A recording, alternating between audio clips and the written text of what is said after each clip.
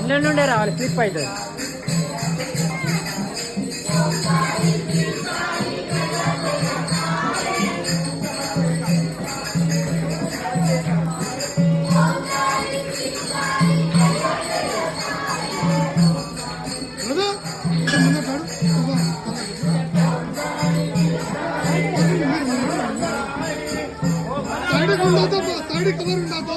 Side cover ఉండదు నడవరాదు.